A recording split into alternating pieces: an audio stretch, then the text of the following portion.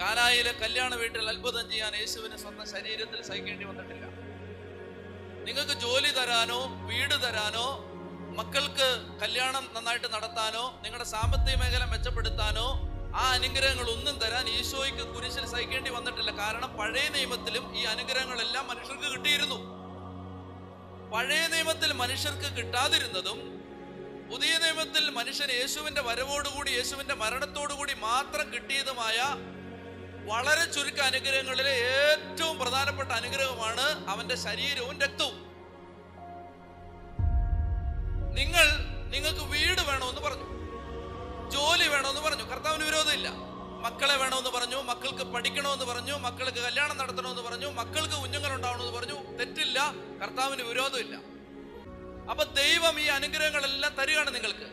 പക്ഷെ ഇതിനകത്തൊരു പ്രശ്നമുണ്ട്. പ്രശ്നം ഞാൻ പറയാം. കർത്താവ് ഈ അനുഗ്രഹം ഒന്നും തരാൻ അവന്റെ ശരീരത്തിൽ സഹിച്ചിട്ടില്ല. അപ്പൊ നിങ്ങൾ ചോദിക്കുന്നത് എന്താണ്? അവൻ ശരീരത്തിൽ സഹിച്ചിട്ടില്ലാതെ അവന് ഫ്രീ ആയിട്ട് തരാൻ പറ്റുന്ന അനുഗ്രഹമാണ് ചോദിക്കുന്നത്. അവൻ തരും. എന്നാൽ അവൻ പറയുകയാണ്, മക്കളെ, ഞാൻ ഒരനുഗ്രഹം തരാൻ ഒരുപാട് സഹിച്ചിട്ടുണ്ട്. ആ അനുഗ്രഹം നിനക്ക് വേണ്ട. നിനക്ക് ജോലി മതി, വീട് മതി, മക്കളെ മതി, മക്കളുടെ പഠനം മതി, ആരോഗ്യം മതി, സൗഖ്യം മതി. ഞാൻ എൻ്റെ ശരീരത്തിൽ ഒരുപാട് സഹിച്ച് നിനക്കൊരു ഗിഫ്റ്റ് തന്നിട്ടുണ്ട്, നിനക്കത് വേണ്ട. ശ്രദ്ധിച്ച് കേട്ടെ, കാലിത്തൊഴുത്തിലേക്ക് ഈശോ പിറന്നു വീണത് കുർബാനയാവാനാണ്. ഈജിപ്തിലേക്ക് അമ്മയുടെ മാറിൽ പറ്റിക്കിടന്ന് -ഡിഗ്രി ഊഷ്മാവാണ്, മഞ്ഞ് തണുത്തുറഞ്ഞു കിടക്കുന്ന മലഞ്ചെരുവുകളിലൂടെ അമ്മയുടെ മാറ് പറ്റി പലായനം ചെയ്തത് കുർബാനയാവാനാണ്. 30 വയസ്സ് വരെ ആരാലും അറിയപ്പെടാതെ തച്ചപ്പണി ചെയ്ത് വീട്ടിൽ കഴിഞ്ഞത് കുർബാനയാവാനാണ്. 3 കൊല്ലക്കാലം അവന്റെ പരസ്യ ജീവിതത്തിൽ നന്മ ചെയ്ത് ചുറ്റി സഞ്ചരിച്ചത് കുർബാനയാവാനാണ്.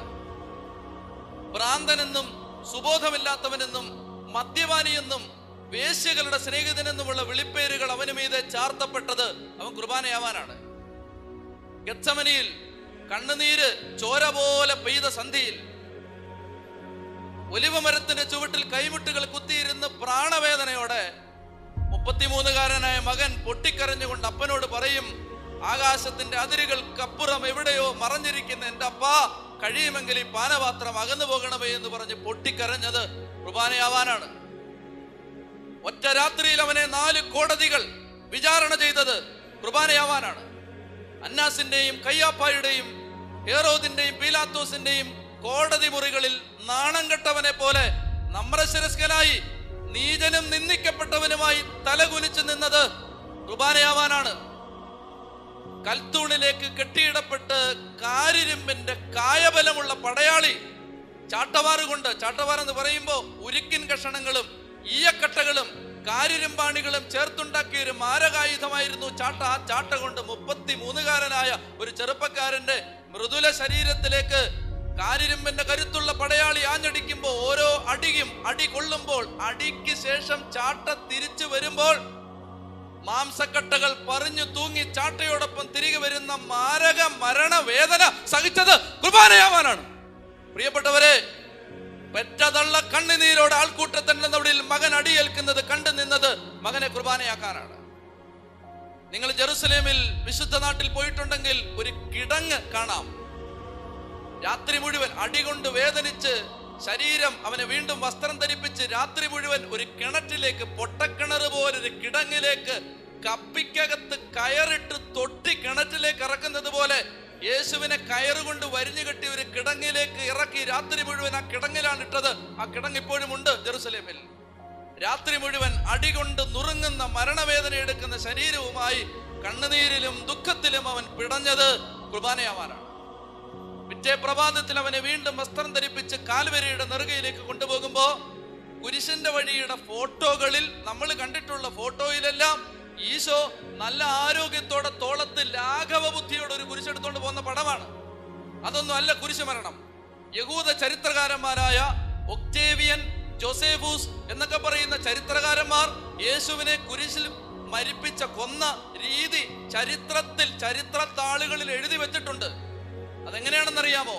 നെടുകയുള്ള കുരിശിന്റെ ഭാഗം നേരത്തെ തന്നെ കാൽവരിയുടെ മുകളിൽ നാട്ടിവെച്ചിരിക്കും. കുറുകയുള്ള ഭാഗമാണ് ഈശോ ചുമക്കുന്നത്. അത് തോളിൽ വെച്ച് ചുമക്കുകയല്ല. അവന്റെ കഴുത്തിന്റെ പിന്നിലേക്ക് ഈ മരക്കഷണം, അവനേക്കാൾ 10 ഇരട്ടി ഭാരമുള്ള ഈ മരക്കഷണം ചേർത്ത് വെച്ച് കയറ് കൊണ്ട് കെട്ടും. അപ്പോൾ ഈശോ ഗാഗുൽത്താ മലയിലേക്ക് നടന്നു പോകുന്നത് കുരിശാകൃതിയിലാണ്. കുരിശിന്റെ വഴി പ്രാർത്ഥന ചൊല്ലിയിട്ടുള്ളവർക്കറിയാം, നമ്മൾ ഇങ്ങനെ വായിക്കും, അവൻ 3 തവണ വീണു. 3 എന്നുള്ളത് പ്രാർത്ഥിക്കാൻ വേണ്ടി സഭ നിജപ്പെടുത്തി തന്ന, ചുരുക്കി തന്ന സംഖ്യയാണ്. 3 അല്ല, 30 വീണിട്ടുണ്ടാവും. 3 വീണാലും 30 വീണാലും 300 വീണാലും വീണവൻ വീണത് മുഖമിടിച്ചാണ്. മുഖമിടിച്ച് വീണത് കുർബാനയാവാനാണ്. ഒടുവിൽ മകന്റെ ചോര വീണുറഞ്ഞ മണ്ണിൽ ഒരു അമ്മയുടെ കണ്ണുനീര് പെയ്യുന്ന കാൽവരിയുടെ കഥനയാത്രയിൽ, കാൽവരി മലയുടെ നെറുകയിൽ ഈ കുരിശ് യാത്ര അവസാനിക്കുമ്പോ നെടുകയും കുറുകയും ഈ തടിക്കഷണങ്ങൾ ചേർത്ത് കെട്ടി കുരിശാക്കി അതിന്റെ മീതെ ഈ 33കാരന്റെ വടുക്കളേറ്റ, തളർന്നു കിടക്കുന്ന അടിയേറ്റ ശരീരത്തെ കിടത്തിയിട്ട് കരചരണങ്ങൾ വലിച്ചു നീട്ടി 4-5 ഇഞ്ച് നീളമുള്ള കാരിരമ്പിന്റെ ആണി, കൈവെള്ളയിലല്ല കൈത്തണ്ടയിൽ, എവിടെയാണ് ആണിയടിച്ചത്? കൈത്തണ്ടയിൽ ആണിയടിച്ച് അവനെ കുരിശിൽ തൂക്കാൻ ആണിയടിക്കുമ്പോ ചോര ചാലുകീറി ഒഴുകിയത് കുർബാനയാവാനാണ്. അവന്റെ വിലാവ് കുത്തി തുളയ്ക്കപ്പെട്ടത് കുർബാനയാവാനാണ്. മകൻ പ്രാണവേദന കൊണ്ട് നിലവിളിക്കുന്ന കുരിശുമരത്തിന്റെ താഴെ പെറ്റതള്ള ചങ്ക് പൊട്ടി നിന്നത് മകനെ കുർബാനയാക്കാനാണ്. അവന്റെ വിലാവിൽ നിന്ന് രക്തവും വെള്ളവും ഒഴുകിയത് കുർബാനയാവാനാണ്. അവന്റെ മുഖത്ത് കാറി തുപ്പുന്ന അനുഭവം അവൻ ഏറ്റത് കുർബാനയാവാനാണ്. ഒടുവിൽ അപ്പ നീ പോലും കൈവിട്ടോ എന്ന് പൊട്ടിക്കരഞ്ഞുകൊണ്ട് പ്രാണവേദനയോടെ മകൻ കുരിശിൽ കിടന്ന് ചക്രവാളങ്ങളിൽ തട്ടി പ്രതിധ്വനിച്ച മരണ നിലവിളി വിളിച്ച് നിന്റെ കരങ്ങളിൽ എന്റെ പ്രാണനെ ഏൽപ്പിക്കുന്നു എന്ന് പറഞ്ഞ് കണ്ണുപൂട്ടി മരിച്ചത് കുർബാനയാവാനാണ്. ദുഃഖം കണ്ണുനീരായി പെയ്ത ആ സായം സന്ധിയിൽ വാടിയ ചേമ്പിൻ തണ്ട് പോലെ തളർന്നു കിടന്ന മകന്റെ മൃതദേഹത്തെ മടിയിൽ കിടത്തി പെറ്റതള്ളം പൊട്ടി പൊട്ടി കരഞ്ഞത് മകനെ കുർബാനയാക്കാനാണ്. കടം വാങ്ങിയ കല്ലറയിൽ അവനെ അടക്കിയത് കുർബാനയാക്കാനാണ്. പ്രിയപ്പെട്ട സഹോദരങ്ങളെ, നിങ്ങൾ ശ്രദ്ധിച്ചേ, മരണവേദന എന്ന് പറഞ്ഞാൽ അത് കുറഞ്ഞു പോവും. മരണത്തെക്കാൾ വലുതാണ് എന്റെ വേദന എന്ന് പറഞ്ഞുകൊണ്ട് കരഞ്ഞ ഈശോയെ നിങ്ങൾ ഓർക്കണം. അങ്ങനെ കരഞ്ഞ് കരഞ്ഞ് കരഞ്ഞ് കരഞ്ഞ് കരഞ്ഞ് ഉരുകി തീർന്ന് കാൽവരിയുടെ നെറുകയിൽ അവൻ അവന്റെ ശരീരവും രക്തവും കീറി മുറിക്കുന്നതിന്റെ തലേരാത്രിയിൽ ശിഷ്യന്മാരെ 12 പേരെ ഒരുമിച്ചിരുത്തിയിട്ട് അവൻ പറഞ്ഞു, മക്കളെ, എന്റെ ശരീരം നാളെ കീറി മുറിക്കപ്പെടും, എന്റെ രക്തം നാളെ കുരിശിലൂടെ കാൽവരിയിലൂടെ ഒഴുകും. എന്റെ ശരീരമാണ് ഈ അപ്പം, എന്റെ രക്തമാണ് ഈ വീഞ്ഞ്, ഇത് നിങ്ങൾ ഭക്ഷിക്കണം, ഇത് നിങ്ങൾ കുടിക്കണം എന്ന് പറഞ്ഞ് ശരീരവും രക്തവും ഭക്ഷിക്കാനും പാനം ചെയ്യാനും വെച്ച് തീരെഴുതി ഒരു നൈവേദ്യം പോലെ നമുക്ക് നേരെ വെച്ച് നീട്ടിയിട്ട്, പ്രിയപ്പെട്ടവരെ, നമുക്ക് വീട് മതി, ജോലി മതി, മക്കള് മതി, മക്കളുടെ ആരോഗ്യം മതി, മക്കളുടെ പഠനം മതി, മക്കളുടെ എൻട്രൻസ് മതി, യേശുവിനെ വേണ്ട, യേശുവിന്റെ ശരീരം വേണ്ട, യേശുവിന്റെ രക്തം വേണ്ട. ഇത് മാരകപാപമല്ലേ? ചൊല്ലി പറഞ്ഞേ ഹല്ലേലൂയ, ചൊല്ലി പറയേ ഹല്ലേലൂയ. പ്രിയപ്പെട്ട സഹോദരങ്ങളെ, മരണവേദന അനുഭവിച്ച് കൊല്ലപ്പെട്ട യേശു അവന്റെ ശരീരവും രക്തവും അൾത്താരകളിൽ ബലിയർപ്പിച്ച് വെച്ചു വിളമ്പുമ്പോ നമുക്ക് അത് വേണ്ട.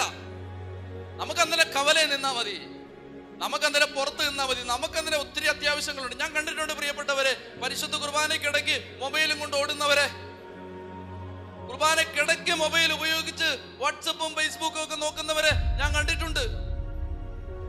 എന്റെ പ്രിയപ്പെട്ടവരെ, ഞാൻ നിങ്ങളോട് ചോദിച്ചോട്ടെ, നിങ്ങൾ ബഹുമാനപ്പെട്ട മുഖ്യമന്ത്രിയെ കണ്ടുകൊണ്ടിരിക്കുമ്പോൾ നിങ്ങൾക്ക് ഫോൺ വന്നാൽ നിങ്ങൾ എടുക്കുമോ?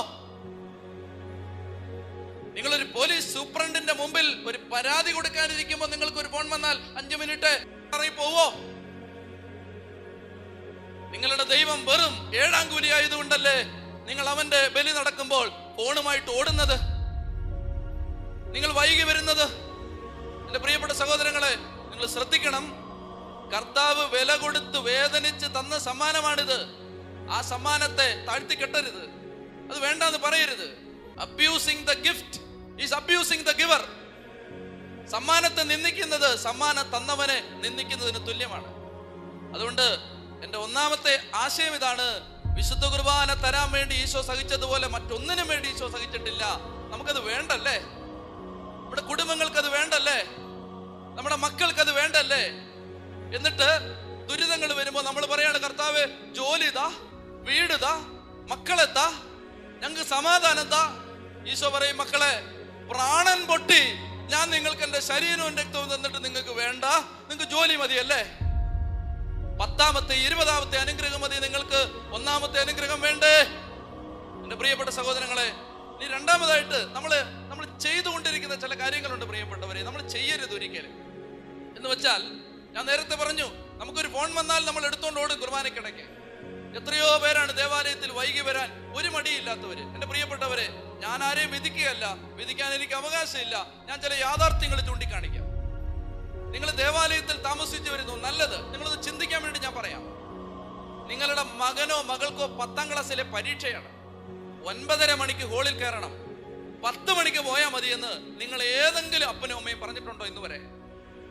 9 മണിക്ക് നിങ്ങളുടെ കുഞ്ഞിന് സർജറിയാണ്, 7:30 അഡ്മിറ്റ് ചെയ്യണം.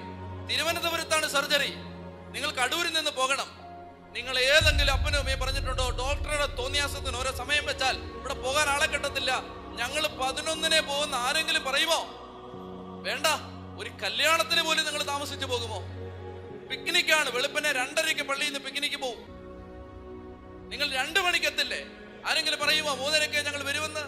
നിങ്ങളുടെ മക്കൾക്ക് ഇന്റർവ്യൂ ആണ്, 10 മണിക്ക് ഇന്റർവ്യൂ, 10:30 ഞങ്ങൾ ചെല്ലുമെന്ന് നിങ്ങൾ ആരെങ്കിലും പറയുമോ?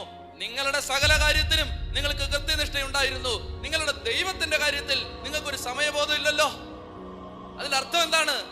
നിങ്ങളുടെ വീടിന് ആ ദൈവം വെറും വേസ്റ്റ് ആണെന്നല്ലേ, വെറും ഏഴാങ്കൂലിയാണെന്നല്ലേ, വെറും വിലകെട്ടവനാണെന്നല്ലേ, വെറും വിലയില്ലാത്തവനാണെന്നല്ലേ അതിന്റെ അർത്ഥം? നിങ്ങൾക്ക് ജോലി വലുതാണ്, നിങ്ങളുടെ മക്കള് വലുതാണ്, ട്യൂഷൻ വലുതാണ്, നിങ്ങളുടെ ആരോഗ്യം വലുതാണ്, നിങ്ങളുടെ വരുമാനം വലുതാണ്, നിങ്ങളുടെ ജോലി സ്ഥലം വലുതാണ്. നിങ്ങൾക്ക് നിങ്ങളുടെ ദൈവം വെറും ചീപ്പായതുകൊണ്ടല്ലേ നിങ്ങൾ താമസിച്ചു വരുന്നത്? ചൊല്ലി പറഞ്ഞേ ഹല്ലേലൂയാ, ഹൃദയം തുറന്ന് ഹല്ലേലൂയാ, ഹല്ലേലൂയാ. പ്രിയപ്പെട്ട സഹോദരങ്ങളെ, കർത്താവ് ഈ രാത്രി നമ്മളോട് പറയാൻ ആഗ്രഹിക്കുന്നത്, സാത്താൻ ചില തെറ്റായ ബോധ്യങ്ങൾ നമ്മുടെ തലയിൽ കുത്തിവെച്ചിട്ടുണ്ട്. ഇനി ഒരുപാട് പേരുടെ പരാതി എന്താണെന്നറിയാമോ? ഇത് ഒരുപാട് നീണ്ടുപോകുന്നു, ഇതെപ്പോ തീരും? ഒരുപാട് പേരുടെ പരാതി അതാണ്. ഇത് നട്ടെല്ല് പൊട്ടുന്നു, ഞങ്ങൾക്ക് ഭയങ്കര വേദനയാണ്, കാലിന് വേദനയാണ്, കൈക്ക് വേദനയാണ്. പ്രിയപ്പെട്ടവരെ, ഒരു കാലത്ത് ഞാനും അങ്ങനെ ചിന്തിച്ചിട്ടുണ്ട്. ഞാൻ അങ്ങനെ വിചാരിച്ചിട്ടുണ്ട്, ദൈവമേ ഇതിന് മാത്രം മനുഷ്യനെ എന്തിനാ ബുദ്ധിമുട്ടിക്കുന്നത്? ചെറിയ 10-15 മിനിറ്റ് കൊണ്ട് ചെറിയ കുർബാനയൊക്കെ ചൊല്ലി ആളുകളെ വിട്ടൂടെ? പ്രിയപ്പെട്ട സഹോദരങ്ങളെ, ദൈവം എനിക്ക് മറുപടി തന്നു. ഞാൻ ആ മറുപടി നിങ്ങളോട് പറയാം. ദൈവം ചോദിക്കുന്നത് ഇങ്ങനെയാണ്: മക്കളെ, നിങ്ങൾ എന്താണ് ബലിപീഠത്തിൽ ആഘോഷിക്കുന്നത്? നിങ്ങൾ ഞായറാഴ്ച വന്നിട്ട് എന്താ ഓർക്കുന്നത്? കർത്താവേ, നിന്റെ മരണമാണ് ഓർക്കുന്നത്. എന്റെ മരണം എന്താണെന്ന് നിനക്കറിയാമോ? എന്റെ മരണം ജെറുസലേം ദേവാലയത്തിൽ 2 ലക്ഷം കുഞ്ഞാടുകളെ പെസഹാ തിരുനാളിന് 1 വർഷം കൊല്ലുമായിരുന്നു. ഞാൻ വെറുതെ ചുമ്മാ ഒരു കണക്ക് പറയല്ല, നിങ്ങൾ ചരിത്രം വായിച്ചു നോക്കണം. 2 ലക്ഷം ആടിനെ ഒരു പെസഹാ തിരുനാളിന് കൊല്ലുമായിരുന്നു ജെറുസലേമിൽ യേശുവിന്റെ കാലത്ത്. 2 ലക്ഷം ആട് അനുഭവിച്ച വേദനയേക്കാൾ വലുതായിരുന്നു ഈശോ കുരിശിൽ അനുഭവിച്ച വേദന. അപ്പൊ ഈശോ പറയുകയാണ്, മോനെ, മക്കളെ, വിശുദ്ധ കുർബാന എന്ന് പറഞ്ഞ് നീ ആഘോഷിക്കുന്നത്, നീ ആചരിക്കുന്നത് കുഞ്ഞാടിന്റെ കഴുത്തറക്കപ്പെട്ടതിന്റെ ഓർമ്മയാണ്. കുഞ്ഞാടിന്റെ കഴുത്തറക്കപ്പെട്ടപ്പോ കുഞ്ഞാടിന് അതൊരു എന്റർടൈൻമെന്റ് ഈവന്റ് ആയിരുന്നില്ല. കുഞ്ഞാടിന് അത് വളരെ രസകരമായ ഒരു അനുഭവം ആയിരുന്നില്ല. കുഞ്ഞാട് കിടന്ന് പിടയുകയായിരുന്നു. ഞാൻ പിടഞ്ഞു മരിച്ചതിന്റെ ഓർമ്മയാണ് നീ ആഘോഷിക്കുന്നതെങ്കിൽ നിനക്ക് സുഖിച്ച് ആഘോഷിക്കണോ? ഞാൻ പിടഞ്ഞു മരിച്ചതിന്റെ ഓർമ്മ നിനക്ക് ഭയങ്കര ആനന്ദത്തിൽ സുഖിച്ച് സന്തോഷിച്ച് ഇരുന്ന് കിടന്ന് ആഘോഷിക്കണോ? നട്ടെല്ല് പൊട്ടി കുർബാനയ്ക്ക് നിൽക്കണം. പൊട്ടി വേദനിക്കുന്ന ഉരുകുന്ന കാലും ചവിട്ടി കുർബാനയ്ക്ക് നിൽക്കണം. പുറം പൊളിഞ്ഞ് വേദന എടുക്കുമ്പോഴും കുർബാനയ്ക്ക് നിൽക്കണം. ഇരിക്കാൻ തോന്നുമ്പോഴും നിൽക്കണം. കാലിൽ വാദം പിടിച്ച, ഡയബറ്റിക് ബാധിച്ച നിങ്ങളുടെ ശരീരം, വാദം പിടിച്ച നിങ്ങളുടെ കാല്, കണ്ണി അകന്ന നിങ്ങളുടെ നട്ടെല്ല്, അതൊക്കെ കൊണ്ട് കുർബാനയ്ക്ക് നിൽക്കണം. പ്രിയപ്പെട്ടവരെ, കർത്താവിന്റെ സൗഖ്യം നിങ്ങളിലേക്ക് വരുന്നത് എങ്ങനെയാണെന്ന് നിങ്ങൾ അറിയും. ചെത്തി പറഞ്ഞേ ഹല്ലേലൂയാ.